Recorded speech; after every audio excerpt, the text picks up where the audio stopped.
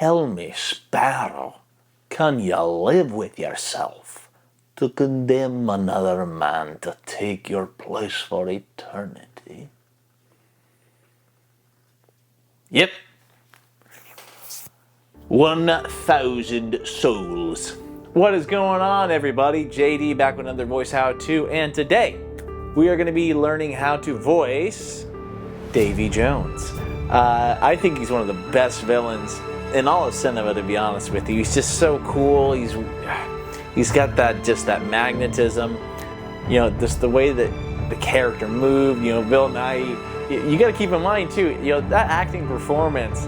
You know, he had a whole bunch of dots all over his body. He didn't get to see all of these different appendages and tentacles and things.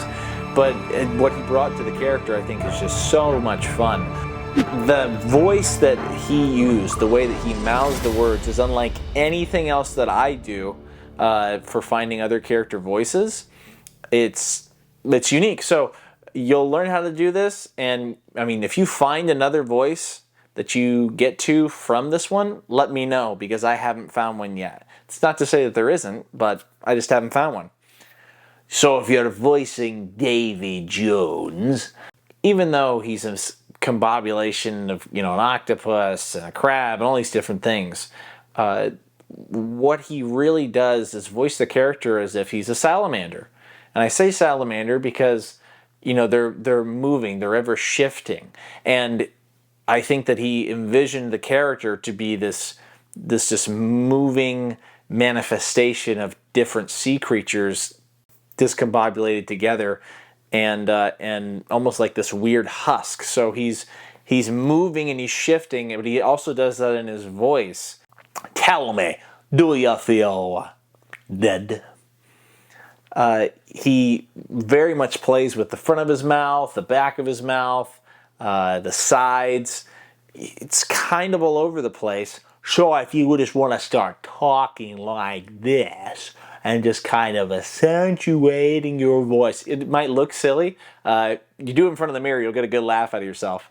But just start learning to talk with kind of shifting where your lips normally would go to form the words. And then what you're going to do is you're going to discover where that character lies for you. Because keep in mind, you know, our mouths are all different sizes, generally speaking. So sound is going to hit and exit our mouths differently. So with this character especially, you're just going to have to figure out where that sound forms as you're moving and shifting those words. What I personally do for mine, you know, it starts at the back of the throat, and it's going to be low, but it's also it's almost close to Barbosa, almost. The similarities end with the back of the throat, because everything else, the way we're pushing the words out, the way we're shifting our tongue and our cheeks and our lips is all entirely different from that. But if you have seen that video, I'll go ahead and put it up here. Go ahead and watch my How to Voice Barbosa video. That'll probably help you with the starting blocks for this one. But you're going to voice it right about in here. You're afraid to get wet. And so you're pushing those words out, but you're also talking from the bottom of your mouth and at a higher register. A lot of moving pieces, I know. But he's one of those characters that's always moving, so I think it fits. For the next step, we covered a bit of the mouth movement, and I tend to end on talking off of the bottom of my mouth, because that sounds like Davy Jones.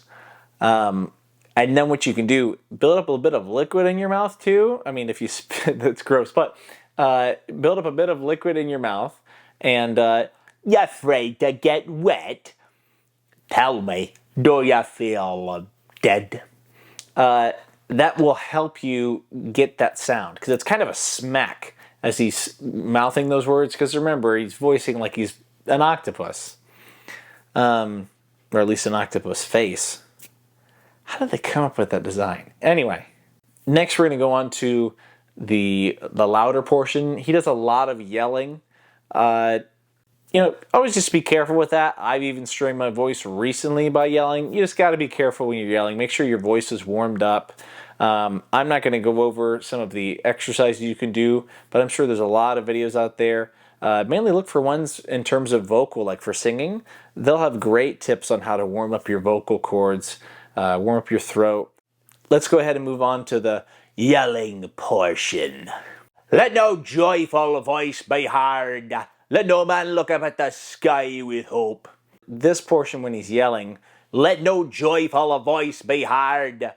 What you're doing is you're bouncing the words off the top of your mouth, coming off of the back teeth. And what's going to happen is that's going to come out naturally, but it's going to kind of resonate back in your throat.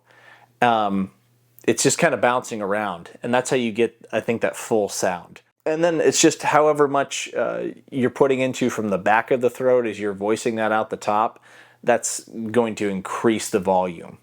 Let no joyful voice be heard. Let no man look up at the sky with hope. And let this day be cursed by we who ready to wake the Kraken.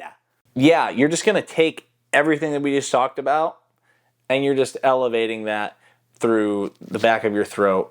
The growl at the end, you know, we've talked about that before. It's going to be right in here. You're just vibrating your vocal cords. You're kind of storing that sound up, and then you're releasing it. I wish I had better ways to represent to you guys, you know, what I'm doing. Do the best I can with what I have. If you found this to be unhelpful, just tell me you're a liar and you'll spend an eternity on my ship. Thank you guys so much for watching. Give a thumbs up if you liked it.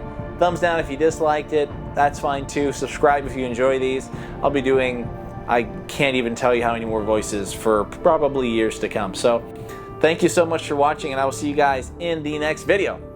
Then tell me, do you feel dead?